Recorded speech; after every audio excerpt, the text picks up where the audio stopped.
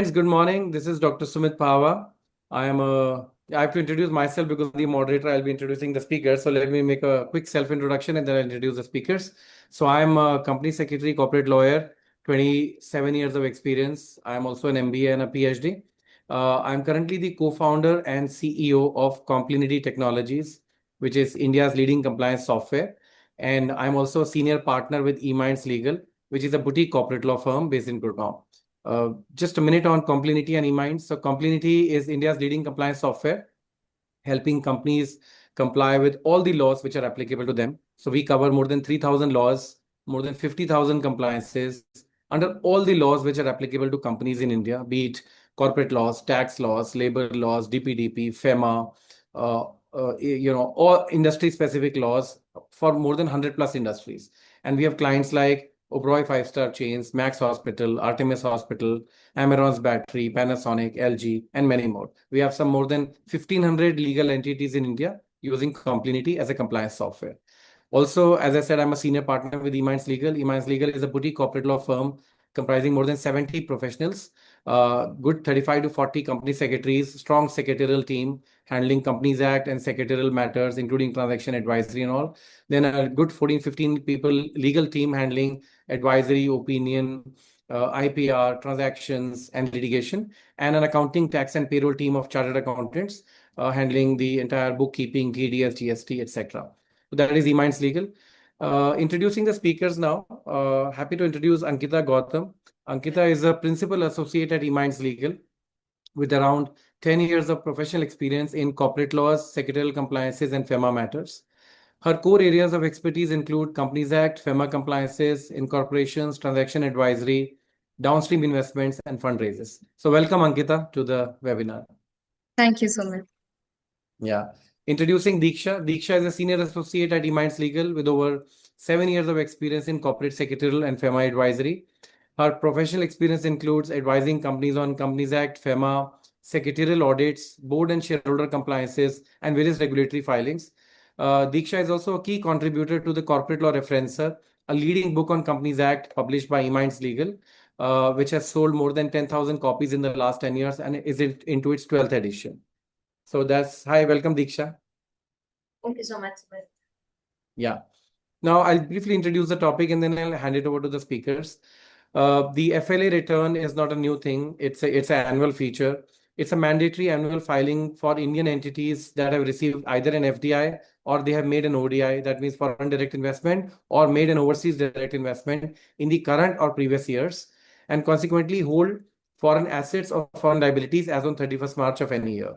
So this return is to be filed by 15th of July every year. So today we are on 2nd of July. So it's important, the timing is very important because I think in the next 15 days, bulk of the returns will be filed, including hundreds of returns that we file at eMinds Legal. So whether you are filing the FLA return for the first time or looking to strengthen your understanding on the compliance requirements, this webinar led by senior professionals like Ankita and Diksha from eMinds Legal will equip you with the latest, with the practical insights, best practices, guidance on the FLA filing, and, happy to share, as we were preparing for the webinar, I just, the speakers, in fact, informed me late last evening that RBI has released latest FAQs on the FLA last evening, as late as last evening. And, the speakers have gone overboard and, burnt midnight oil, if I may say so. And also seen those FAQs, and they'll be discussing some of the key changes in the FAQs in today's webinar. So, that's quite a commendable effort on behalf of the speakers. Also, how this webinar is structured is that Ankita will start with a brief presentation on broad level aspects of the FLA. That means the applicability, the filing, the username, passwords, the high level, the administrative sort of issues. Then Diksha will take over and she'll run through the return in, line by line, point by point. And Ankita will again take over and run through some of the gray areas, the FAQs, the challenges, that we face or that generally people face. And the key changes that brought by RBI last evening. So this is the framework. This is 12:10 by my watch. We'll begin in a couple of minutes, and the speakers will probably take an hour or so. And towards the end of the session, we'll take a Q&A. So while you can of course put Q&A in the Q&A box only, the Q&A will be taken towards the end. It is possible that many of the questions that you write could be answered during the presentation. So I'll be moderating the questions, and it's a thank you for joining in large numbers. I can see the numbers, and it's very commendable to see you in large numbers. And at eMinds Legal and Complinity, we've been holding such webinars now for the last few months, almost on very, very regularly, and we'll continue to do that. So before more delay, I'll quickly run the opening poll. Give me a second.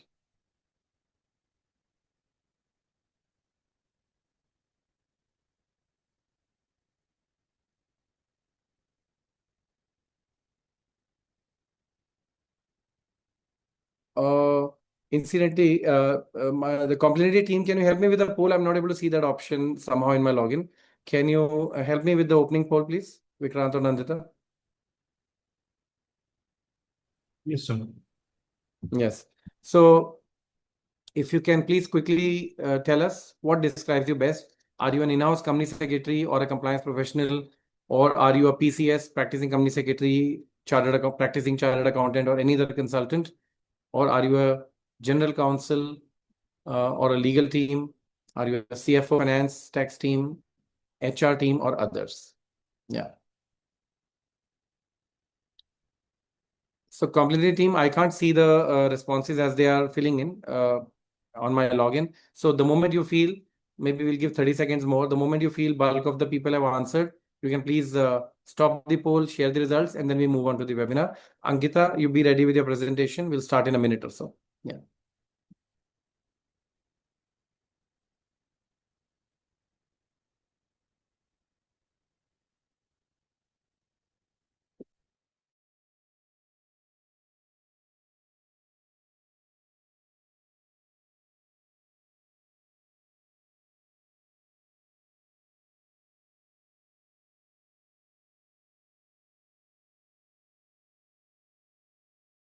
Yeah, Vikrant, would you like to close the poll now?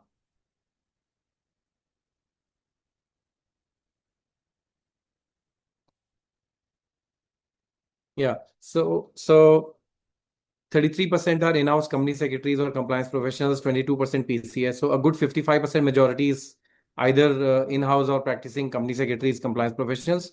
3% GCs, 30% CFO, finance or tax team. So very hearty to see the finance team participating in large numbers. So Ankita and Diksha as an audience, 55 to 60% company secretaries, 30% finance tax teams. That's the complexion, right?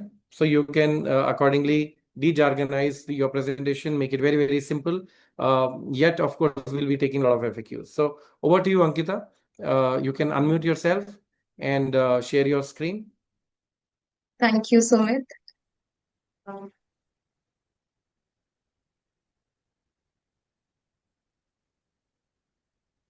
Could you just confirm Yes, if this PPT is we can see visible? your screen. We can see your screen. Yes. So go Okay, ahead. so thank you very much. Good afternoon, everyone. I'm Ankita Gautam, Principal Associate at eMinds Legal. And today I'll be taking you through the practical aspects of the FLA return. So let's get started. So firstly, we'll understand the purpose of FLA return because we first need to know why we fill this return. So this is basically a database return. And this is required to be submitted with RBI for the purpose of compilation of India's balance of payment and international investment position. So that's the purpose of FLA return, a data collection from the Indian entities. Moving ahead, applicability of filing the FLA return. So FLA return is required to be filed by Indian entities which have received foreign direct investment and or which have Indian entities which have made overseas direct investment abroad. So FDI includes both equity shares and convertible securities. Entities which are required to file the FLA return. So one may say that only companies are required to file the FLA return, but there in the FAQs released on the FLAIR portal by the RBI, there are many entities which are required to file the FLA return. It includes the companies registered under the Indian Companies Act. If an Indian entity invests in an entity which is registered an IFSC entity, that Indian entity, for that entity, it is overseas direct investment, and this Indian entity is also required to file the FLA return. Then limited liability partnership registered under the LLP Act, they are required to file it. SEBI registered alternative investment funds, partnership firms, public-private partnerships, these are also required to file the FLA return. Ankita, Addition to the list Ankita, if you can is, just hold for a bit. Ankita, yeah, if you can hold for a bit. The people are saying voice is echoing or audio is bad. Uh, Nandita, can you just open the chat box? Vakrant, we'll just again see is it better now or bad? 1 second. Yeah, guys, friends, if you can just put it in the chat box now. And Ankita, if you can again just say something. yeah. Hi, we were talking about Indian entities required to file the FLA return. Clear? Is it clear? Yeah, people are saying Am it's I fine audible? now. Yeah. Fine, clear. Okay, friends, we'll keep the chat box open. We'll keep the chat box open for these kind of comments, test checks and all that. But please do not put your questions in the chat box because questions in chat box will not be taken. Just put it in the Q&A box only. Somebody's again saying not clear. So maybe, people who are saying echoing, again echo. Ankita's voice is Hello. echoing there. Ankita, just say it again. Hi, entities required to file the FLA return. Is my voice clear? It's fine. So, we are not sitting in the same room. We are sitting at different places. So maybe it's unmanageable and it's not from our end. So please bear with us. We are all sitting differently, not using the same mic, etc. So Ankita, speak slowly in that case. Just lower down your volume. And many people are saying clear, but some are saying echo. So if you speak slowly, maybe the echo will be better. Yeah. Yeah, And, I'll and take friends, please do not put the questions in chat box. Put it in the Q&A box only. Though we'll keep the chat box open for some time. Yeah. Okay, Ankita, go ahead. Okay, so we are at the slide capturing the entities required to file the FLA return. We have discussed that companies are required to file the FLA return registered under the Companies Act 2013.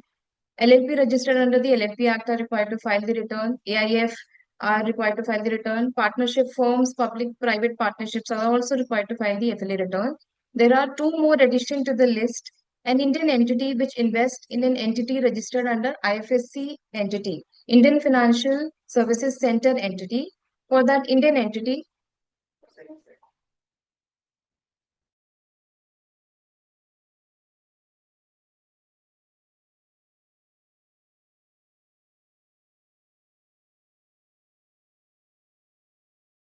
so for Indian entity which is invested in IFSC entity, it is overseas direct investment, and that Indian entity needs to report this in the FLA return. Addition to the list is proprietary firm. These are also required to file the FLA return now. Moving ahead, entities excluded from filing the FLA return, we have to take care of these entities. These includes entities that have issued the shares on non-repatriable basis to non-resident Indians. Non-repatriable basis means the investment that the foreign investor has done in Indian company cannot be taken out of India. So these kind of investments are taken as par with the domestic investment and are not treated as foreign direct investment. Therefore, if an entity has just received investment on non-repatriable basis, that is not required to be filed the FLA return. Then there is entities that have received only the share application money, and there is no FDI and ODI in that entity. Such entities are not required to file the FLA return also. Addition to the list is entities that have no ODI or FDI as of the end of 31st March of previous year or the current year. If in both the years there is no FDI ODI, these entities are not required to file the FLA return. Timeline for filing FLA return. Sumit has rightly highlighted 15 July is the timeline for filing the FLA return. So 15 July 2026 for filing the FLA return for 31st March 2026. In case there is delay beyond this date, RBI's approval will be required to file the FLA return. For that, we need to log into the FLAIR portal online, and there is an option in the portal to apply for filing the return after the due date. You just need to select that, apply to the RBI. Within 24 to 48 hours, you can log in again and check the approval is granted by the RBI. Financials for filing the FLA returns. So many may say that as on today's date, the financials of the company are not yet ready. These are under audit. So how do we file the FLA return? In case your financials are ready, you have audited financials with you. That's the best scenario. Please use the audited financials to file the FLA return. In case your financials are not ready, RBI provides an option to file the FLA return. This is the provisional financials figure. And when the audit of the company is completed and you see that there is a variation in the FLA return filed earlier, this is the provisional financials, you have to file the FLA return. This is the revised figures. So again, like last time we discussed, for revision in the FLA return, please log into the portal and apply to the RBI for revision. RBI has clearly stated in the FAQs that revised return has to be filed irrespective of any variation. So even if there is a minor variation, you have to file the revised return. Also, there is no due date prescribed for filing the revised return, although we recommend that as soon as the audited financials are ready, please proceed to file the revised return with the RBI. Moving ahead, consequences for filing delayed, non-filing. So there are two consequences. If there is a delayed filing in the RBI FLA returns, up to 3 years, late submission fee of 7,500 per return will be applicable. And if it is more than 3 years, then compounding will be applicable on the company. Process of filing the FLA return. The process is very simple. You just need to visit the FLAIR portal, click on registration for new entity user, complete the basic registration process. It's very simple on the portal. Sign in to the FLA portal by entering the username, password, and OTP. Fill in all the sections, all the details in all the relevant sections of the return. And on the last page where there is variation report, after checking in the declaration, you'll have an option to submit the return. While you click that button, you'll be able to download the file return and acknowledgement.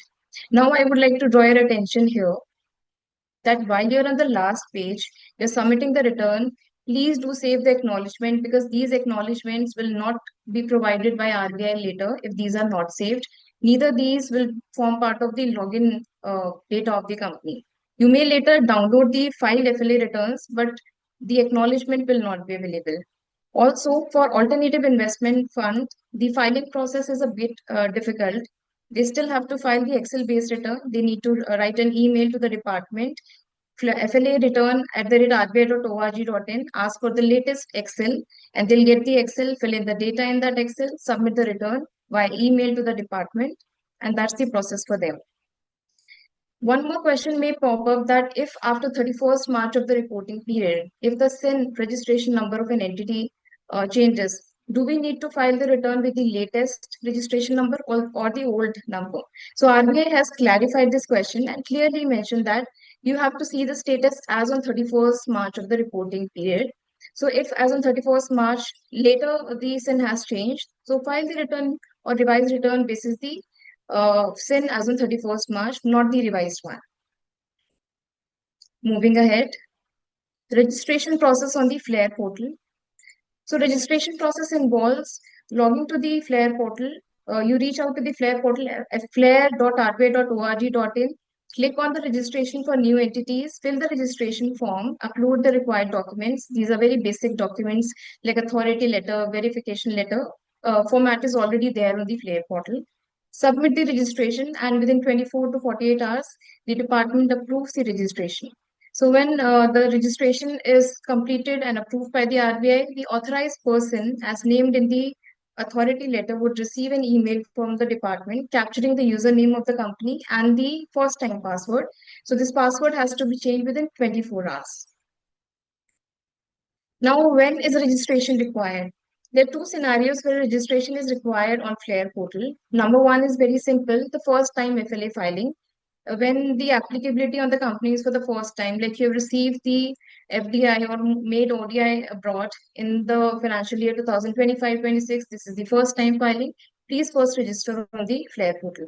Then there is a change case wherein the email ID, authorized person details, head of institutions detail, name or address of the entity has changed, or say registration number has changed. In this case also, one need to deactivate the old account and create a new account. So I would like to highlight one thing here. In case there is a change in the registration number and you're proceeding with deactivation of the old account, please download the existing FLA filed using that account, because in registration number change, there is no provision available on the new login portal to download the old returns. The linking available option is not available. Rather, in rest of the options, rest of the changes, linking option is available. You can download the previous file return, except when the registration number of the entity is changed. Key points for FLAIR portal registration to be taken care while applying for registration and after registration. So authority letter and verification letter should be as per the strict format prescribed on the FLAIR portal. No deviation from the format is allowed. The RBI may consider that as a deviation and may not accept the registration request.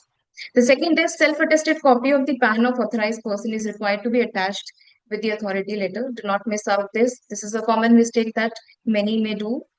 Then registration number of the entity should be as per the latest reporting year, as on 31st March of the latest year. For registration, just take care of this point also. So whenever the registration process is completed, the password reset has to happen within the 24 hours from the date of receipt, from the time of receipt from the RBI department. So this will be received by the authorized person on his email ID. Please connect with the authorized person to get this password and revise within 24 hours. Next is whenever you log into the FLA portal for filing the return or for any other purpose, checking any data, every login will require the OTP from the authorized person. So always check with the authorized person for his availability to provide login so that OTP so that there is a simple, clear process, easy process for logging to the portal.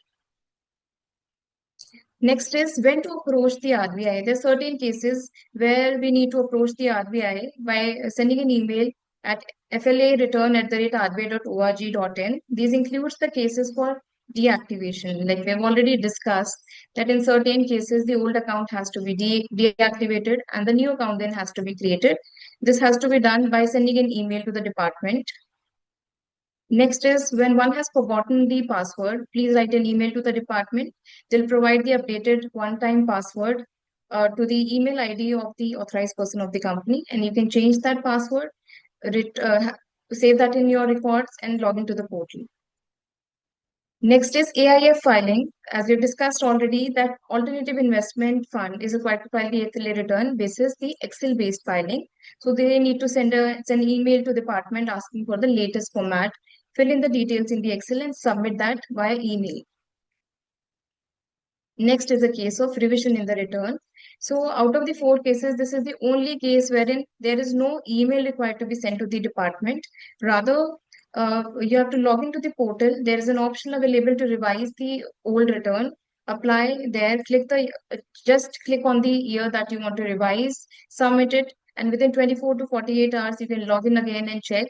RBI generally approves within this timeline. So I would like to have a moment of your attention, please. There are certain key changes which have been introduced in the FAQs, which have been updated on the FLAIR portal. These were firstly updated on 25th of March 2026. And again, FAQ 1 has been updated yesterday, as Sumit has pointed out initially, on 1st July 2026.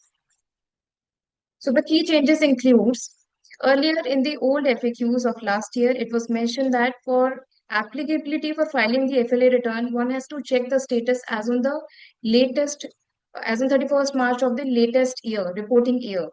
So, for example, if we consider the old FAQ, if there is no ODI or FDI as on 31st March 2026 in an entity, FLA filing was not required. However, as per the latest FAQ, if we read that, it says consider both the years. So not only 31st March 2026, the previous financial year will also be considered in case there is FDI or ODI in the previous financial year, 31st March 2025. In either of the year, if it is there, FLA filing requirement is mandatory on the entity. Next is transfer case. If in the latest financial year, the entity's foreign shareholders have transferred their shares to an Indian entity, this is no longer an entity holding shareholders, having foreign shareholders. So as per the old FAQs, as on 31st March of the reporting year, that is 31st March 2026, if there is no FDI ODI, filing was not required. However, as per the latest FAQs, it is clearly mentioned that you have to check the status of both the years because both years are being reported in the FLA return. So in last year, as on 31st March 2025, there was FDI ODI that has to be reported here.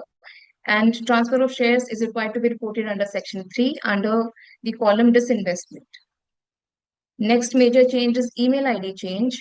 For all the queries and submissions with the department, FLA, earlier the email ID was surveyfla fla@rbi.org.in. However, this has been revised to FLA Return @rbi.org.in.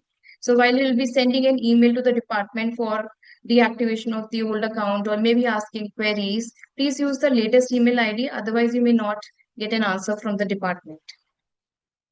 Next major change is about NIC code of the company. Earlier in the FAQs, 2008 code were mentioned. However, now in the latest FAQs, 2025 code has been mentioned. A link of the same has been given in the FAQs. Please note that the list is now a far more broader list with the more categories and subdivisions it is there. So consider the new list as per the link given in the FAQs for calculating the industry. Important clarification on the FLA filing, which was always under discussion. This is about sales and purchases. Every year we hear that there's a confusion about how to calculate sales and purchases. It has been there for so many years. As per the earlier FAQ, it was mentioned that to calculate total purchases, all expenses as per the P&L account, excluding depreciation plus capital expenditure plus imports, this was the formula. However, as per the latest FAQs, this situation has been revised. Now it says that report only purchases and expenses relating to the regular business operations of the company. So that's an important change. It would require your immediate attention here. Now the FLA FAQ says report only purchases expenditure related to the regular business operations of the company. Similarly, for sales, earlier it was total sales equal to sales as per P&L, both goods and services included, plus export sales. Now it says that report only revenue from the regular business operations, sales of goods and services. So earlier companies faced auditor queries for calculating, for this calculation regarding the methodology for calculating total sales and purchases. The RBI's clarification is a welcome step for all the professionals. However, restricting the computation to business operations may make the exercise even more detailed and require support from the finance team, as regular business operations is not clearly defined in the FAQs. The scope is not given. So the calculation will be case-to-case basis. Welcome to Complinity Technologies. Complinity is India's leading governance, risk and compliance software helping companies to manage their compliance, contracts, litigation, legal updates, inter-financial controls and more. Complinity is a one-stop shop for all GRC needs. With our proprietary 12 GRC modules and real-time legal updates on 2,000 plus laws and 24,000 plus compliances, all in an integrated platform that is easy to use with automated alerts and risk management capabilities, is why compliance managers, general counsels and chief financial officers choose Complinity every time. Join the most innovative and prestigious brands that use Complinity. Automating your compliance management. Request a demo at complinity.com. Diksha will help us in taking us through section by section and each detail for the FLA return. Over to you, Diksha. Thank you, Ankita, for taking us through the fundamentals of FLA. So now proceeding with the step-by-step process, how to file the FLA return. So let me share my screen first. Is my screen visible? Ankita, can you confirm? Yes, it's visible. Okay. So first of all, to log in into the FLA FLAIR portal, you will just go to the FLA FLAIR portal and then you'll see this page wherein you have to enter your username and the password and the CAPTCHA. So once you enter these details, OTP will be sent to the authorized person email ID. So you'll enter the OTP. The OTP will be valid for a period of 5 minutes. And once you log in, you will see this page. You'll come to the home page, where in the top left corner, you'll see the online FLA form. So you'll click here, FLA filing online form. So after this, the screen will be displayed. In this, you'll select the year for which you are filing the FLA return. And after this, you'll start filing the FLA form. So after you start this, it will be divided into 5 sections. And also, in case you are filing the revised FLA return, you will click here to getting the approval of RBI for filing the FLA return. Now moving to the section wise detail. So as we discussed that FLA return is divided into 5 sections. So section number 1 is asking the basic detail information about your company. So the identification detail starts with the name of the Indian entity, PAN number and SIN number. So all these details will be autofilled based on the information that you have filled in the business user registration. Now coming to the next part, which is a contact detail. Here you will enter the name of the contact person, his telephone, mobile number, and head of the institution email ID. Again, this ID will be autofilled, and email ID of the contact person, designation, and the website of your company in case you have any website.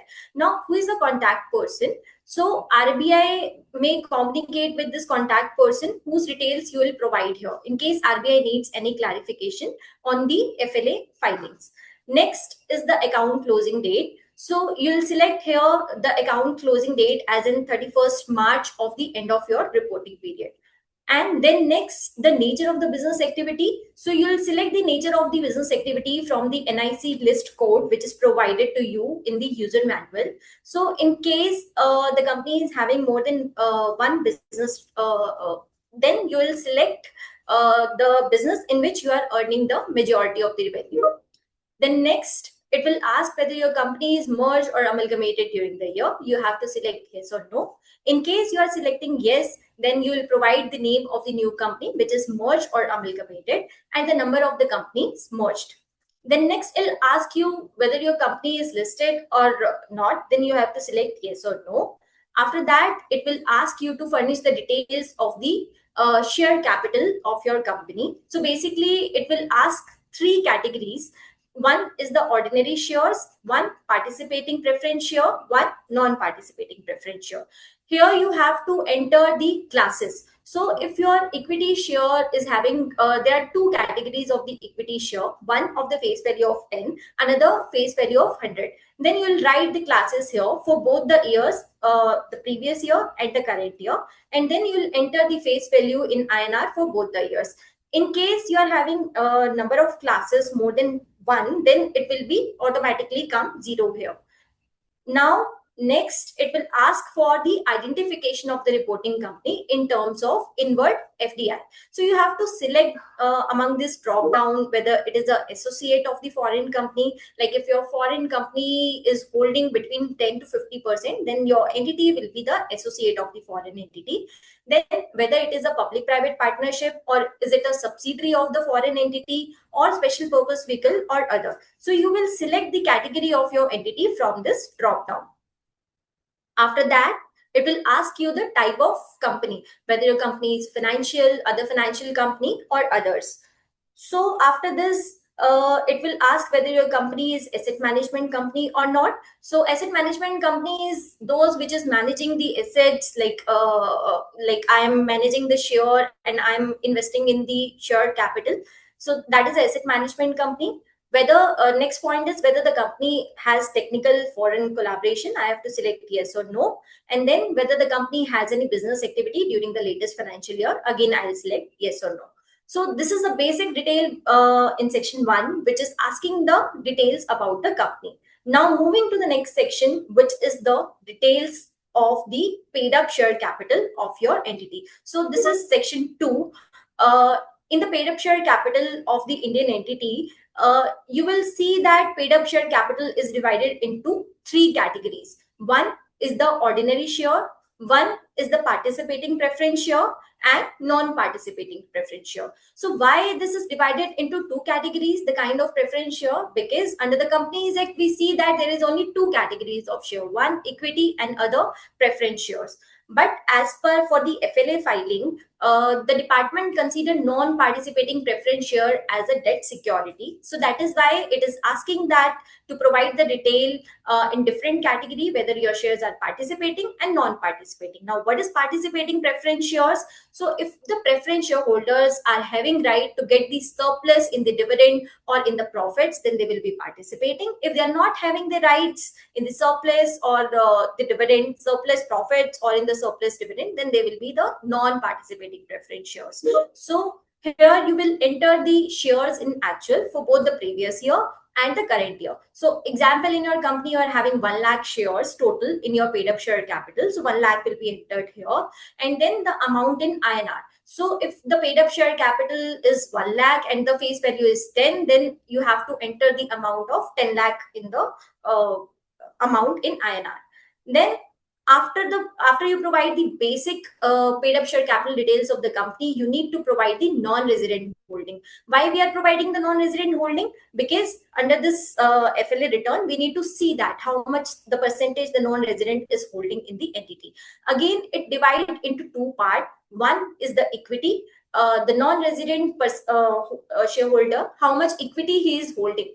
And after that, you need to select the category of the non-resident investor, whether it is a individual, company, foreign institutional investor, foreign venture capital investor, and so on. So after you select the category of the company, then you have to provide the details of the participating preference share, again only for the non-resident shareholder. You don't need to add the details of the resident investor. So this participating preference share you need to mention on fully diluted basis. Again, you will select the category of the non-resident, whether he's an individual, company, FII, and so on. So after this, we have discussed the equity and the non-participating preference share. Then you will enter the percentage of non-participating preference shares of the non-resident. And then this last detail, it will ask for the what is the percentage of the non-resident in equity and participating shareholding. Why this is calculating only for equity and participating? Because law consider this for the FLA, it considers that non-resident percentage only for equity and participating. And then moving to the next part, which is the basic financial details of your entity. The profit and loss account. First, you'll mention the profit and loss before tax and the profit and loss after tax. Then the dividend that you have paid during the year, both interim and the final dividend, and the tax you have paid on the dividend. So then it will calculate the retained earning of the company, which will be profit after tax minus dividend, both interim and final minus tax on the dividend. Here you need to enter the amount in INR lakhs. So if, for example, my profit is 10 lakh, then I'll mention 10 here because the figures are in INR lakhs. Then it will ask for the surplus, reserves and surplus from the balance sheet. Here you will enter the reserves and surplus amount again in INR lakhs for both the previous year and the current reporting period. And out of this reserves and surplus, you will see what is the balance of the profit and loss account. Then it will calculate the net worth of your company. How it will calculate this? This field will be auto-filled based on the paid up share capital. Paid up share capital will include your equity and participating preference, and then this reserves and surplus. Then moving to the next part, it will ask the details of the sales and purchase, again the financial figures during the year. So first, it will ask for the domestic sales and exports and the total sales. As mentioned by Ankita, that only the revenue from operation, the business income is to be taken in the domestic sales and exports. And then again, the domestic purchase, it will be calculated in a similar way. You need to consider only the business related expenses here and the imports. So this is the latest FAQ which is issued by RBI. And then you have to enter the amount in INR lakhs again here. And then you will select the details of the employees of your entity, like how much the number of the employees are there on the payroll in actual. Here you'll enter the figures in actual number. If there are 50 employees, you'll enter here 50. And by the end of the year, if there are 200 employees, you'll enter here 200. Then once you provide the basic details of the entity in section 1 and the details of your share capital, moving to the third portion, here it will ask the details of your non-resident shareholder. First, in section 3, it will ask the details of the foreign direct investment in your entity. So again, this section is divided into 3 parts for the purpose of providing the details of the FDI. One, for those foreign investors who are holding more than 10% of the equity and the participating preference shares of my entity. Second, the shareholders who are holding less than 10% of the equity share capital of my entity. Third part is the portfolio investment. So first we'll discuss, we will provide the details of the shareholders who are holding more than 10% of the paid up share capital in my company. So let's take an example that in my total share capital of the company, 80% is the foreign investor shareholding, which means that in section 2, I'll say that 80% of the total shareholding is of the non-resident. So in this, I will divide that 80% based on the percentage of the shareholding of my shareholders. So if I say that out of those 80%, one investor is holding 60% of the paid up share capital. Then if there is only one investor who is holding more than 10%, I'll add the detail here. I have to provide the number of the foreign investor as of the end of the reporting period. I'll enter 1 here, and then month and year of receiving the FDI for the first time in your company. So here you will enter the details when you receive the foreign direct investment, the very first time you receive the FDI in your company. And then it will ask the basic details of the non-resident investor who is holding the more than 10%. So if I add 1 here, so it will auto-populate this drop down. If I select 2 here, then 2 boxes will be added here, in which I have to provide the details of the non-resident investor.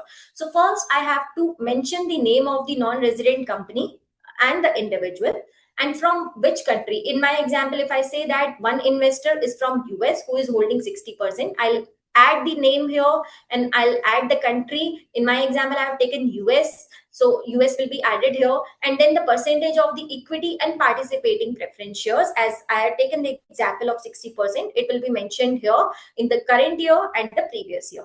Now, after you add the percentage of the non-resident investor, you will provide the details of the equity and the participating preference shares. So this liability to the direct investor. So the investor who is holding more than 10% is known as the direct investor.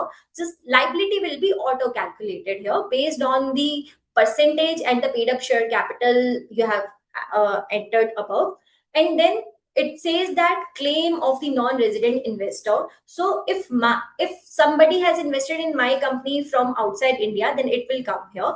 Similarly, if I am also holding the share capital of my investor, then I have to add the detail here. So here only the details, if I'm holding the total capital less than 10% of the foreign entity, only 10% will come here. If it is more than 10%, then it will go to the ODI section.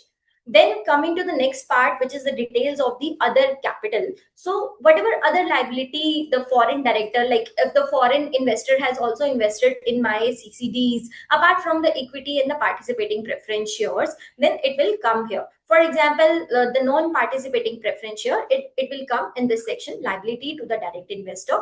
Similarly, if I have also invested in the security of my direct investor, then it will come on the claim side.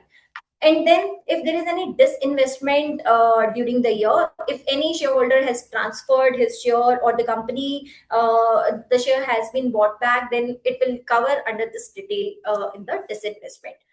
Then again, I have to mention the details of the foreign investors who are holding less than 10% of the equity and the participating preference shares. So again, in my example, if I say that out of that 80%, 60 is already covered in more than 10%, and then I say that there are 2 investors who are holding 5% each. So here I have to enter the details of 2 investors.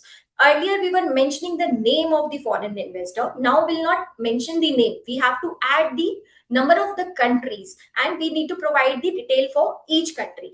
For example, my one investor is in Japan and one investor is in UK. So I'll add countries too, and then I'll add the country-wide details of my non-resident investor. Yeah. So here you will add the country of the non-resident and percentage, as I've already mentioned that 5% each. So 2 drop downs will be open here. I'll provide the country-wise detail. Again, similarly, for that non-resident investor who is holding 5%, this percentage will be auto-calculated. If there is any reverse investment, like I have invested in the shared capital of my direct investor, if it is less than 10%, then it will come here. And then other liability, if the non-resident investor is also holding the non-participating preference share, or they have given the trade credit to my company, then it will come into the liability. Similarly, if I have given or invested into the direct investor, then it will come in the claims. Then the disinvestment in India, similarly, if any of the non-resident has sold their shareholding or disinvestment, any other disinvestment in India, then it will fall under this category. Then the third category which I was mentioning is the direct investment which is coming through FDI, that will cover under section 1 and 2. Then the third category is the portfolio investor. Like some of the investor is not buying directly from my company and money is not coming through FDI. It is the non-investor is buying from the secondary market, from the stock exchange. Then this detail will be covered here. So in our example, 70% is already covered, 60 more than 10%, 5% each less than 10%, and then remaining 10%. So here I will add the percentage of the equity and the participating preference share. It will cover 10%. I will add the detail of the percentage here. Now, portfolio investor, as I mentioned, that the investors who are participating or acquiring the shares through the secondary market. So the details will come here. And then I have to provide the details of the equity capital. Here it says that market value. Earlier it was not asking you to fill the market value. Here I need to mention the market value of the security. And then the debt securities. One more important point which I missed here is, here we need to add the detail of the unrelated party as well. This is very important point, like the investor who are holding less than 10%, and if there is any transaction with any related party, then also the details are required to be added here. And then in the debt securities, I'll add the money market instrument and the bonds and the other instrument. So if there is some investor who has not invested, who is not having the share capital of my entity, but only invested in the CCPS or NCD or debentures or any kind of debentures, then the detail is to be added here. Then the next category is the disinvestment in India during the year, similarly as we have discussed about. So now in section 3, there is one more details. If anything is not covered under any of above 3 categories, then the outstanding remaining liability, whatever liability you have to the foreign investors, so it will be added here, whether it may be in the form of trade credit, loan, currency or deposit, or any other payable. So whatever coming in your balance sheet as a liability to the foreign investor, so it will be covered here. Here only the unrelated party and the related party will be covered above in section 3 in less than 10%. Moving to the next section, again the important part. Now you have invested in some other investor has invested in your entity. In this ODI part, you are investing in the shares of the foreign company. For example, in this section, I say that I have made the investment in my wholly owned subsidiary abroad. So again, this section 4 will be divided into 3 categories. Section 1, the entities wherein I am holding more than 10% of the equity. Equity will include your equity and the participating preference shares of the foreign entity. Second part, if I'm holding less than 10% of the share capital of my foreign entity. Then third part, if I acquired the share through the secondary market. Again, I have to provide the number of the direct investment as at the end of the reporting period. If I say that there is only one wholly owned subsidiary, I'll add here 1. And here I need to enter the month and the year I made the ODI investment for the very first time in my company.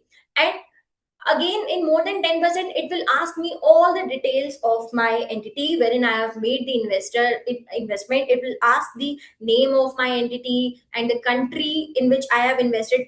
Let's say, example, I have invested in US. I have incorporated a wholly owned subsidiary in US. Then country I have to mention. What percentage of shareholding? In my example, I say that it's a wholly owned subsidiary. Then I add here 100%.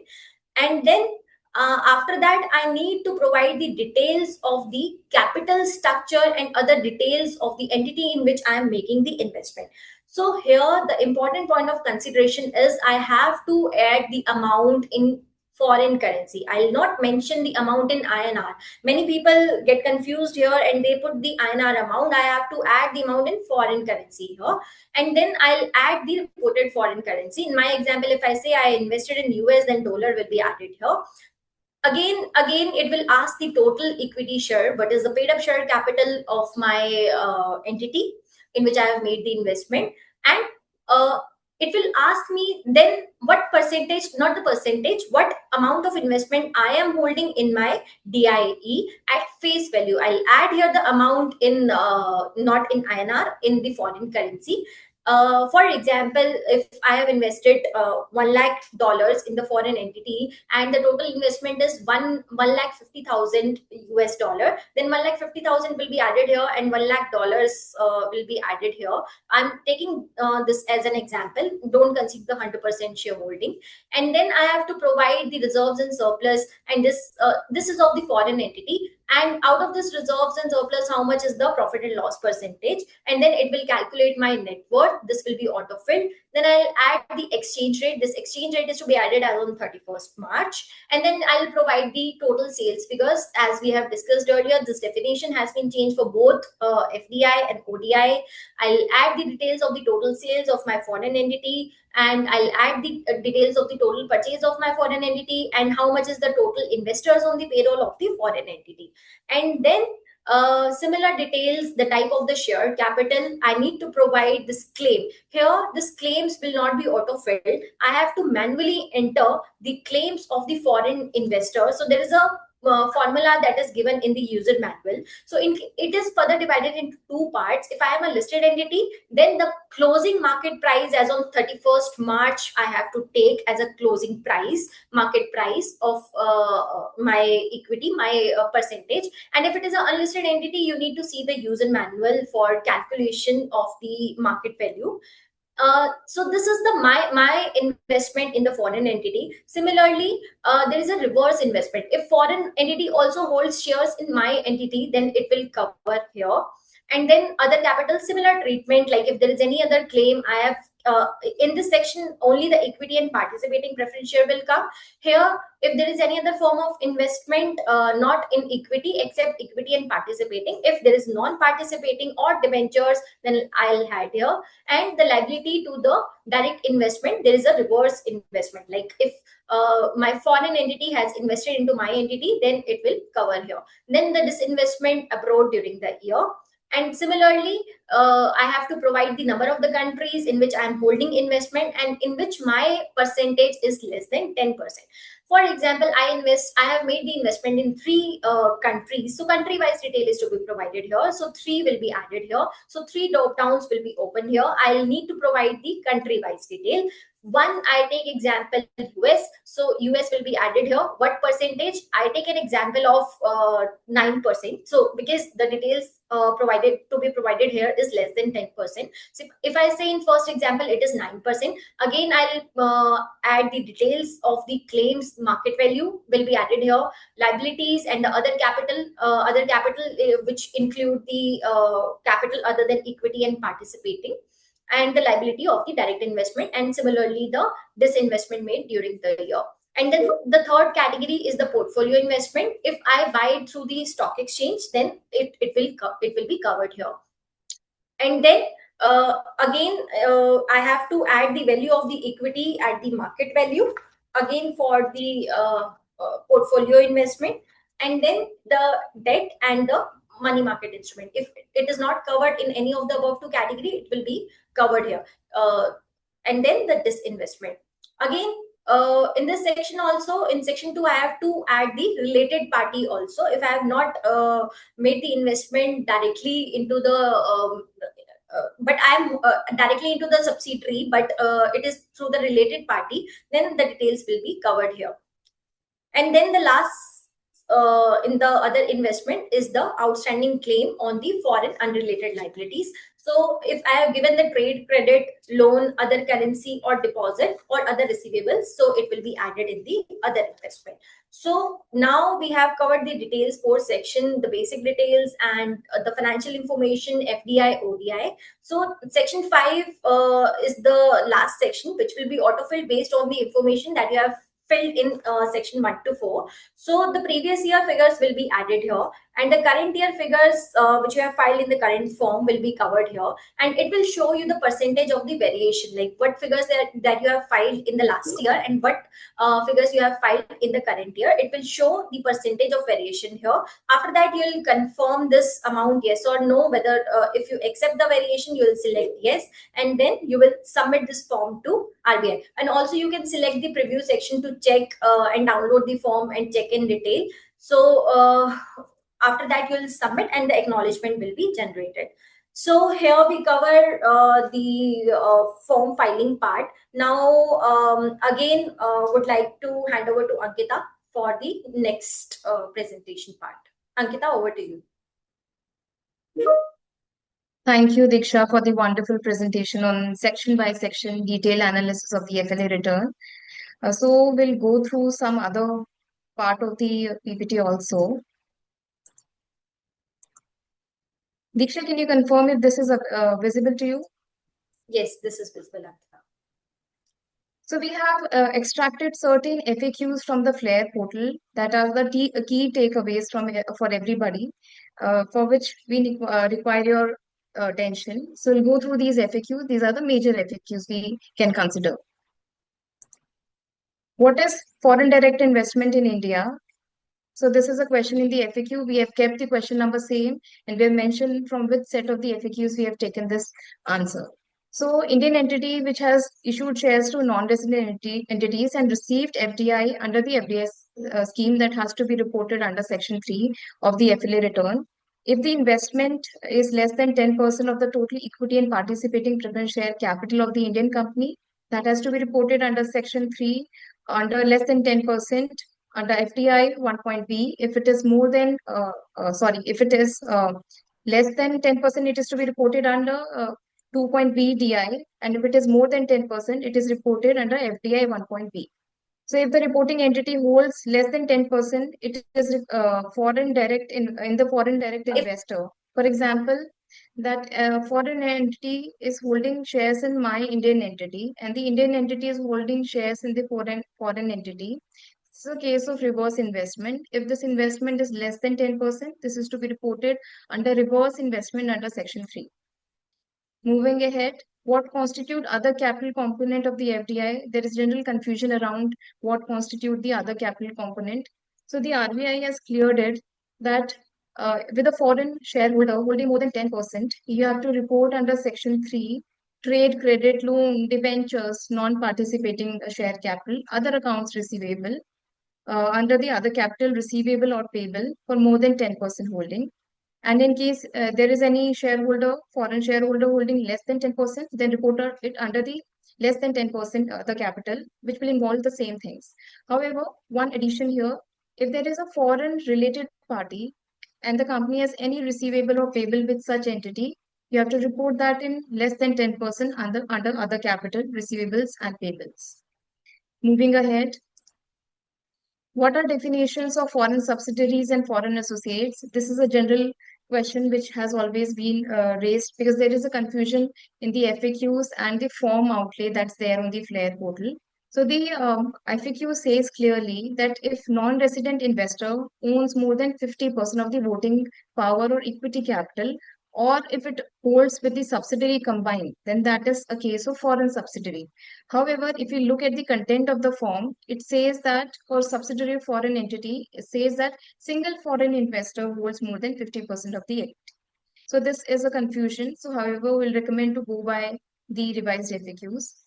Next is foreign associate. It is mentioned in the FAQs that non-resident investor, either alone or together with the subsidiary, holds more than 10% or more, 10 to 50% of the voting power or equity capital. However, in the form content, it says that single foreign investor holds from 10 to 50%. Moving ahead, is the FLA return, in case the FLA return is required, whether the FDI should be reported based on the country of the immediate investor or the country of the ultimate holding company. So reporting has to be made. This is the country of the immediate investor, not the ultimate holding company. So for ultimate holding company, if there is any receivable or payable, you have to mention that under Section 3, under less than 10% other capital. This is a major addition to the FAQs. So in the FAQs that have been revised on the FLAIR portal on 25th of March 2026, certain FAQs relating to treatment of investment in IFSC entities was raised. So that there was a little confusion around the old FAQs, and accordingly, IFSC had raised these concerns with the RBI and issued a circular on 1st May 2026 to all the financial institutions saying that they need not take any action unless and until a further clarification is raised. We're happy to announce you that the RBI has revised FAQ set 1, and all the 3-4 FAQs relating to Gift City IFSC investment has been cleared now. So I would require your attention to these 4-5 FAQs mainly, because this is an addition, a special addition to the list. The question says whether an entity regulated by IFSC is required to file the FLA return for the financial year if it has received investment from outside India or holds investment outside India. So the answer is yes, the FLA return is required to be filed. However, submission need not be with the Reserve Bank of India.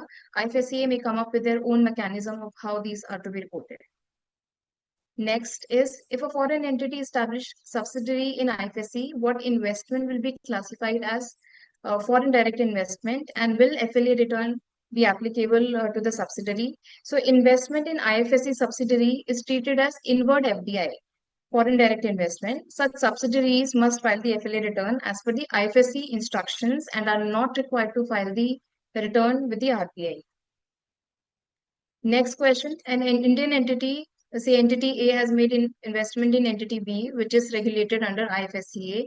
Is this transaction treated as foreign investment for entity B, whether such investment in form of ODI is required to be reported in the FLA return by entity A? So entity A is Indian entity which is invested in IFSC entity. The answer clearly says that this investment is going to be treated as overseas direct investment. So Indian entity A has to file the FLA return for the ODI. So entity B, which has received the investment, for them, the filing with the RBI is not required. They have to follow the instructions of IFSCA. Question number 46, as per FAQ set 1, an entity X from foreign jurisdiction has made investment in an entity Y, which is regulated by IFSCA. The entity Y in turn invests into Indian entity Z.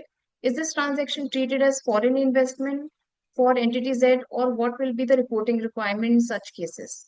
So as per the clarification in the FAQ just received yesterday, entity Y, which is an IFSC entity, investment is treated as inward FDI if received in this entity. So filing of the return by IFSC entity is not required with the RBI. They have to follow the instructions of IFSC, as we've discussed in the previous slides also. For entity Z, which is an Indian entity which has received investment from IFSC entity, this entity is required to file the FLA return because for this entity, this is foreign direct investment. So the filing with the RBI is necessary in this case. Moving ahead. Thank you very much for your attention. This brings to the end of the presentation. So at eMinds Legal, we are very proud to say that we are a corporate law firm which specializes in corporate secretarial, corporate legal, litigation, accounting, tax, and payroll. The firm has over 70 plus professional CACS lawyers all under one roof, which is the best scenario for any startup to hire any professional firm for all the services. So on the screen, you can see that there are certain brands which we have displayed. At eMinds, we believe in building relationship, not just clients. We're grateful for all the trust that has been placed with us over the several years by the organizations. The major clients are already displayed on the screen. I would just like to name a few, like Honda, Daimler, Ardem, Genpact, Scooter, Walmart, Fujitsu, and many more prestigious clients are listed here. Next is our leadership team brings decades of experience across strategy, operations, and client advisory. The team of partners includes Dr. Sumit Pava, Mr. Kapil Sharma, Ms. Preeti Pava, Mr. Sandeep Tyagi, and Mr. Chandan Narang. So thank you to the partners for always guiding and taking the firm to this level wherein we day to day are involved in all the transaction advisory, FEMA, litigation, accounting, providing one-stop solution, as I already mentioned, to all the companies, be it like a listed company, public, private, especially the startup companies. moving ahead this is the slide capturing eMinds' prestigious publication, the Corporate Law Referencer, the best corporate book selling across the industry for the Companies Act. It is comprehensive guide that presents a 360-degree view of Companies Act and LLP Act. If you would like to order this is available on Amazon. You can order from there, or you may please contact at eMinds at contact@emindslegal.com. So we look forward to adding value to your business. If you would like to connect with eMinds Legal for any professional service, please feel free and contact us at contact@emindslegal.com. Thank you very much for your attention. And now I think we can move ahead with the Q&As.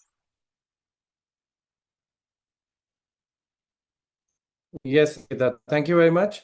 You can unshare your screen. And since you talked about the book, so I'll mention a link here. Here also you can order the book Corporate Law Referencer. It's available at some discount and a free shipping. And let me also type a code for the webinar participants. This is a discount code, eMinds-Connect. It'll give you further discount if you order, through the link above and add this code. It'll give you further discount, free shipping, etc. So you can note the link in the code and you can order your copies here. Also, now I'll ask my Complinity team to, before we go into the Q&A, Diksha and Ankita, have a sip of water first of all. Thank you for a wonderful presentation on the FAQs, gray areas, the return, overview, etc. So we'll just do 2-3 minutes of 1 or 2 videos, a poll, and then we jump onto the Q&A. There's a lot of Q&A which has come. I'm not too sure whether we can take all, but then we'll try today a maximum to take maximum as a rapid fire. So please be ready. In the meantime, Complinity team, if you can play the Complinity video quickly.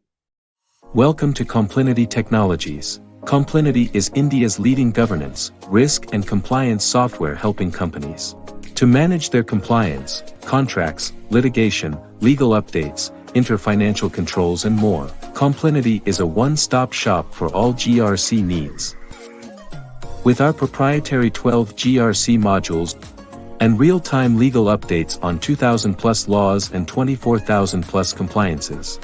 All in an integrated platform that is easy to use with automated alerts and risk management capabilities. Is why compliance managers, general counsels and chief financial officers choose Complinity every time. Join the most innovative and prestigious brands that use Complinity. Automating your compliance management. Request a demo at complinity.com. We'll also quickly share the videos, a small 1-minute video of eMinds Foundation. Have a look at the video and then I'll introduce the foundation, please. Yeah.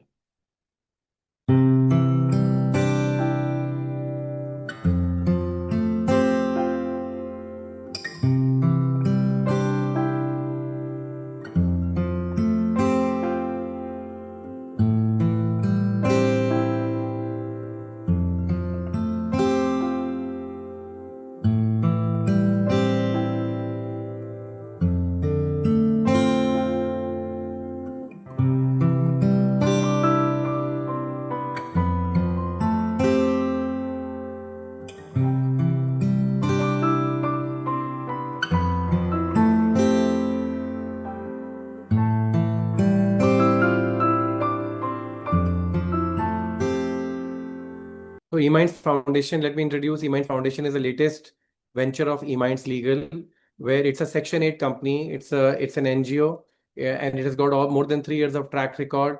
All the right registrations under Section 80G, 12A, registered under, to accept the CSR. So through this eMinds Foundation, we are accepting CSR spends and inviting companies to manage their CSR spends through eMinds Foundation. So what we do is we have a panel of whitelisted NGOs which have been due diligence by us, and we continuously keep doing the due diligence and the audits. So we will advise you whether it's a healthcare sector or education sector or sports sector. These are the 2-3 sectors where we specialize, where we are already spending or channelizing investments, CSR spends of our clients. And the benefit that our clients get or you can get is that you don't need to worry about where to spend, how to spend, the utilization certificates, whether the money is being spent properly or not. all those reports, due diligence, utilization certificates, the suggestions on where you should be spending, all of that is being taken care of by eMinds Foundation, backed by eMinds Legal. So that was Foundation. I'll just run a closing poll very quickly, and then we move on to the Q&A. Okay, here's the poll. So if you represent a listed company or an MNC or a funded company or a company with turnover of greater than 100 crore and would like to have a demo of Complinity compliance software for your organization, please say yes, so that my team at Complinity then will reach out to you in case you're interested. And if you're not, then they will not reach out to you. So we have mentioned some of the types of companies because these are the types of companies who generally require compliance software and who are generally our client, either a listed company, MNC, funded company, or a company with a turnover of more than 100 crore. So, and Complinity, just to refresh, it covers all the laws which apply to you, and it's a great way of managing your compliances. So you can please mention here. And second question is, if you would like to get professional advisory or support on FLA filings for your organization, though the time is very short, but still eMinds is helping hundreds and hundreds of companies for their FLA filings. So in case you would like, then please let us know. The teams will reach out. And on the third, if you would like to explore engagement with eMinds Foundation for your CSR initiatives, for your CSR spends, and if you're a company with some CSR applicability, please indicate yes here. Our teams will reach out to you. So these are the 2-3 things. I'll keep the poll open so that you can fill it up. And in the meantime, we'll start the Q&A. So Ankita and Diksha, please unmute yourself, both of you. And are you ready for the Q&A? Yes. Yeah. Okay, so what we'll do is we have a lot of questions and we'll really have to do rapid fire. So just to avoid, unless I mention anybody's name, either Ankita or Diksha, then any one of you can answer, and maybe a round robin, one can answer one and the other can answer other. So we'll be fast that way. Okay, so but things which I know which were covered in your presentation, and if I can quickly identify, then I'll identify the name also. So Ankita, how to update the email ID and phone number registered with RBI in the FLA login? In the FLA login, it is for the contact person that you can update while filling the FLA return. If it is the details of the head of institution or authorized person, deactivate the old account, create the new account. Okay. Next question. Could you please help us on a simple query? If one of the previous FLAs filed with RBI, there is a change required in the number submitted, what should be done? Ankita, you could answer that again. And that's point number 1. Then I'll read the point 2 again. Yeah. Go ahead. So if the return has been revised, it depends on what kind of revision it is. Like if previous year return has been revised due to taxonomy change, you need not file the revised return. If you missed out to file the return basis the audited financial, then do apply for revision in the old return. Yeah, and in case there is any change in the approach of calculating outstanding liabilities or dues, and because of that, there is a high change in the variation percentage, what should be done in this case? So you can definitely have a backup of this answer to in the records that why this was changed. If that is an acceptable grounds to the RBI, that can be clarified in future. If it's just a mistake in number, then the revision is required. Sure. So Diksha, next for you, how to delete the name of the country in section 3 of the FLA return if there are no investors in the previous and current year? The delete icon seems to be deactivated. So there is an option for edit and view, and then there is a delete option. You can click on the delete button, and then the details of the investor will be deleted. Yeah, what the question, Prutha says, the delete icon seems to be deactivated. Are we aware of any of this deactivation? This seems to be a technical error, but otherwise, Come back again. Yeah. Sure. Okay, so Sanjay says, foreign investment received in 2017 once only by a private limited company is FLA mandatory every year. Yes, FLA is required every year. Yeah. Okay. So you could go round robin now. Do we have to file FLA return for step down foreign subsidiary or only the direct subsidiary? Only the entity which has received FDI, that is foreign owned and controlled company in this case, will file the FLA return, not the company which has received the downstream investment. Okay. So Sampath says a company has filed FCGPR, whether it means the FDI received is mandatory or repatriable basis FDI. The question is not clear. Is it clear to any of you? It's not really, it's not very clear, but yeah. So basically, the question says that if the entity has filed FCGPR, whether that investment would be repatriable or non-repatriable. So non-repatriable transactions are treated at par with the domestic investments. So for that, FCGPR filing is not required. If the company has filed that, for sure, that is a repatriable transaction. FLA filing will be required. Okay. One question from my side only. I'm the moderator, so I can jump the queue and ask the question. So the question is to you. Anyone actually can answer. In the return, Diksha, you said non-participating shares are treated as debt, and therefore they are not required to be reported, or they're required to be reported over there. They're required to be reported, but not But in they're the. treated as debt. So in case it's a compulsory convertible preference share, CCPS, which is the instrument which a lot of startups use, today. So and CCPS, they may have special rights, shareholder rights in the shareholder agreement, and all those things. But participating is not a regular routine clause in the CCPS. So will they be a non-participating preference share?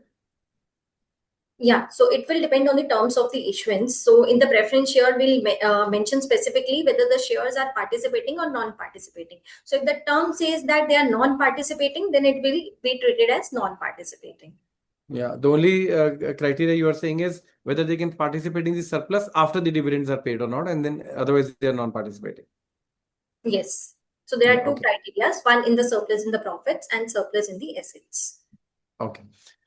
In case of liquidation kind of thing, right? Yeah. Yeah. Okay. Next is if you are having only one branch office at maybe Gift City, do you require to file the FLA return? So as we have discussed today, yeah, Ankita, let me take this up. So you don't need to file the FLA return with RBI, but you have to file the FLA return with the IFSCA regulator, the FAQs which were revised yesterday. So it is mentioned there that with RBI it is not required. Okay. Then I would like to know about the real estate investments outside India. What kind of payments are best to be done? Is passport alone enough? Do I need to declare in India? I'll say that this is a question outside the scope of FLA. So for professional guidance, please reach out to eMinds contact@emindslegal.com. Contact@emindslegal.com. Nandita, could you put it in the chat box? Okay, Sanjay says, in case of listed company, if shares are held by FII or FPI, is FLA to be filed? There is no other ODI or FDI. If there is only foreign portfolio investment in the company, there is no FDI ODI, FLA return is not required to be filed. Right. Now, Taruna says, if the company is a subsidiary of the foreign company and no new FDI is received in last 2 years, then FLA is not applicable, correct? No, you have to see the FLA filing as on 31st March. Ankita, let me take this up. So if there are outstanding balance as on 31st March, then you have to file the FLA. Even if you have received the investment 2 years back, the current status is to be checked. Correct. Okay, a couple of questions I would also like to answer. So do we require prior approval of RBI to file revised return after financials are audited? No, you don't require any prior approval. After the financials are audited, you could simply go ahead and file. There's no time limit. And Ankita and Diksha, please correct me wherever I'm wrong. In case in the interest of time, I'm answering a few questions because, I attended a beautiful webinar and I'm also learned by a few questions. So I'll answer a few in the interest of time. Okay, Parmeswaran says, if there is no change in the numbers after the audit, no need to file the FLA return. Yes, no need to file the FLA return. Then somebody says, if we make royalty payment to foreign holding body corporate for using their know-how and brand usage, then should it be described as technical foreign collaboration? Again, no FLA needs to be filed in this case, right, Ankita? So FLA filing depends whether the company has FDI or ODI. So Right. if the company has entered into a formal agreement for this, then there is a head in the FLA that says whether there is foreign technical collaboration or not. We just have to simply write yes or no. If there is an agreement, do write yes. If there is no agreement, that's the answer would be no. Yeah, the answer is yes or no based on technical, but then this has no impact on the numbers to be filed in the FLA return, right? Exactly. Those amounts are not captured anywhere, right? No. Right. Okay. Is registration required to be done every year, Ankita? No, it's not required to be done every year. One-time registration is sufficient. Okay, Ankita, again for you, how to update the email ID and phone number registered with RBI and the FLA login?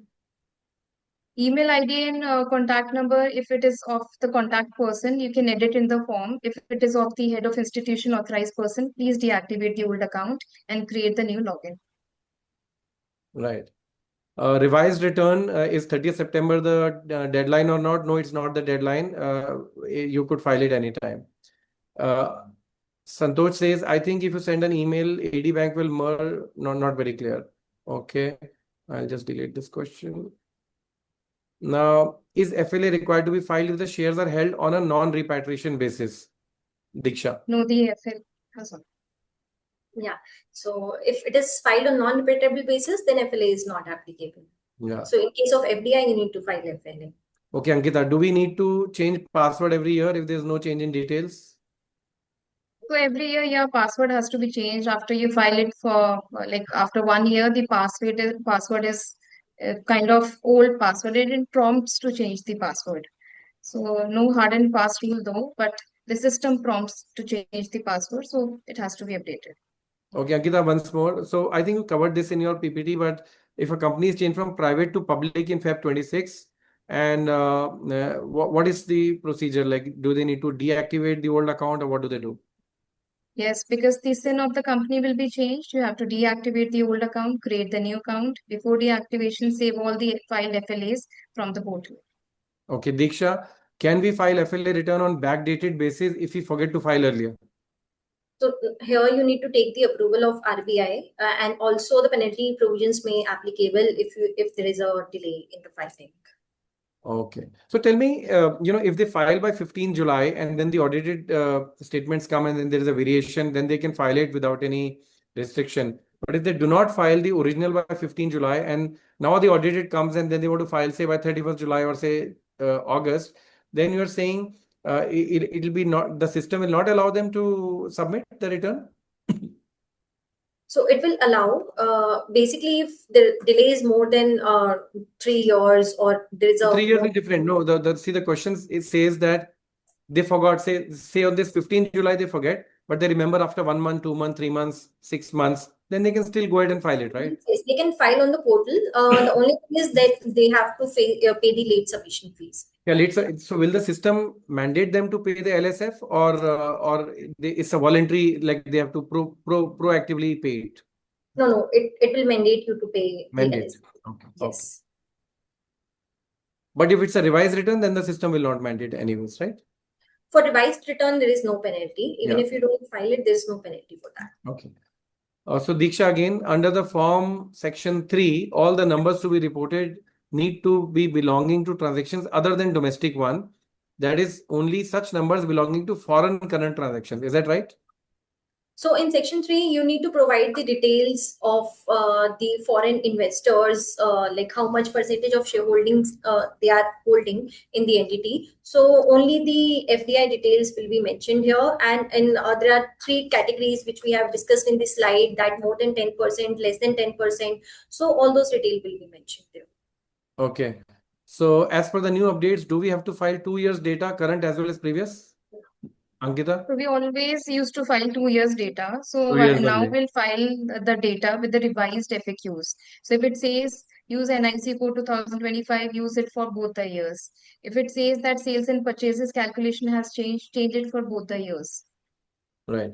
Okay, Rupali says, do we need to file FLA if there is no data, that is nil return? I'll answer that. So if there is no transaction, however, there are outstanding assets and liabilities, then of course you have to file it. But if there are no outstanding assets, liabilities, no fresh transaction in the last 2 years, then you don't have to file it, right? Yes. Ankita and Diksha, at least give me a vote of confidence, thumbs up, yes, no, so that, okay. When only CCD, so Diksha, you could take this. When only CCD hold by NRI are transferred or redeemed in last financial year, do we have to file FLA? So here you have to check the status with whether there is a FDI or ODI in the company. So all this detail is to be filled when there is a FDI and ODI. If that is not there, So then if it is only compulsory convertible debentures, then it is not required to be filed. not required. But isn't it slightly counterintuitive? On one hand, we say return of assets and liabilities, and CCD is a liability and it's a foreign liability. Still, companies are not required to file in case there is no FDI or ODI. So basically, it is not required because FLA is required only when there is a outstanding foreign assets and liabilities. So if it is not covered under FDI or ODI, then you don't need to. Yeah, that's what I'm saying. But that's what I'm saying is counterintuitive because CCD is a foreign liability, yet it is not if there's no ODI. So it's Yes. slightly counterintuitive to me. Yeah, Okay. that's- Ankita, Paresh says action to be taken if return already filed before revised FAQs. Example, old NIC number. Yeah. So somebody is proactive, they filed it in June and the FAQs came only yesterday. So they filed it with old NIC number. So what to be done now? Revised? So these FAQs were revised on 25th of March 2026. I don't know whether that was considered or not. In the revised FAQs released yesterday, only IFSC revisions are there for gift city Oh, entities. The other revisions were already made in March 2026. okay. Yeah, but if Paresh, for example, if you filed it with old NIC number, then probably revise the return and file it with the new numbers, right? Yes, exactly. Yeah. Shankar says, many thanks. Can we expect the same on FCS return? Okay, we'll see that. Nisha says, royalty. I think we covered the royalty question. Now, Shailendra Pandey says during session we mentioned while filing return, the equity shares nominal value should be either 10 or 100. What is the company have a nominal value of rupees 1? I think it could be anything, right? Yes, So we have just mentioned taken the example of 10 and 100. So it was just an example. Just an example only. Yes. Yeah. Okay. Royalty is covered. So Ankita, Taruna says the foreign holding company transfer its shares to another foreign company in the previous financial year. Then in such case, whether FLA will come? yes, because the company still has FDI. Only the foreign investor has changed. The company is required to file the FLA return. Right. So, Meghna, foreign portfolio investors are not covered. If there is no FDI, there is only FII, then this return is not applicable. Now, Medha says, so Diksha, you could take this. If one share is held by individual as nominee of foreign company, do we need to mention the entire holding in the companies? Sorry, can you please come again?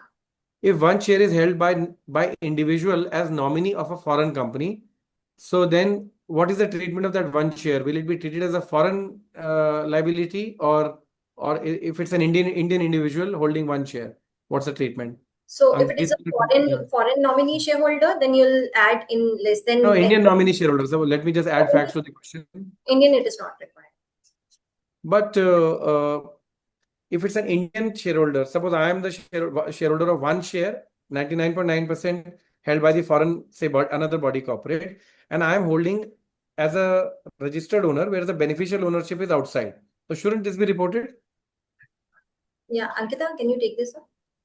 Yes, that should be reported. Generally, in this case, the nominee shareholders are just holding one share as a nominee. They have not paid for the share. So the Correct. entity which has paid holds the 100% securities in the Yes. company. The reporting of 100% should be made Yes. more than 10%. Yeah, I also thought so. Yes.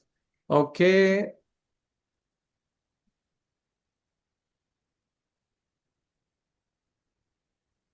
I'm skipping a few questions which are either out of scope or not very clear. I'm coming to. Okay, Riddhi says whether dividend declared during reporting year or dividend paid to be reported about dividend.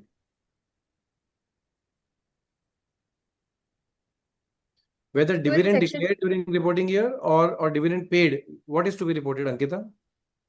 So it is clearly mentioned in the section 3 that dividend that has been paid by the company that has to be reported. Paid.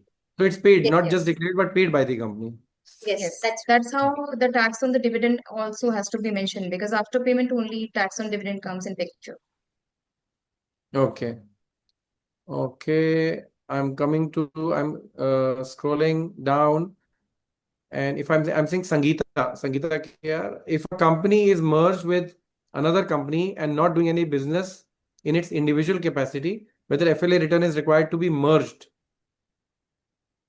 So when the company has Anyone could already answer. merged, it ceased to exist. So the new company, transfer entity, if it has FDI or ODI as on the end of the reporting period or the previous year, file the FLA return. Okay. Okay. So now we can't handle all the questions. There are many questions, but what we will do is it's already 1:33. I'm conscious of everybody's time. Maybe we'll take last one or two questions and then we'll wrap up. So Neeraj says, foreign trade payable and other foreign liabilities, does it relate to normal operation or only in regard to the FDI received from investors? So the normal operations, whatever trade liabilities that you are having, so you need to report the full amount, not only the foreign. So I'll elaborate the question and Ankita or Diksha, if you could again see. So for example, the question is, FDI and all need to be reported, that is clear. But if now a company is importing and exporting and they have, say, trade payables, they have, say, 1 crore payment to be done to an outside vendor from which they have bought imported goods, and they have done some exports of 5 crores and that needs to be collected. Whether this import and export needs to be also reported in the FLA, that is the question. So in the financials of a company, Sumit, there is a section related party transaction, and there is Right. one of the section in that is outstanding balances with the related party. Just refer to that section and report in the FLA accordingly. Right. So what you're saying is the entity from which one has taken the FDI or given the ODI, and if there are related party transactions with the same entities, then the trade receivable and payable will come. But if there are unrelated trade receivable or payable, they need not be reported, right? They will be reported under section 3, point number 4. Other investments are there, other Unrelated. categories Other. are there. So that's Yes. required to be reported. Oh, got it. Last question. Ramya says, if I registered a company in the last year in the foreign country, but still not any transaction started, means should I file the FLA return?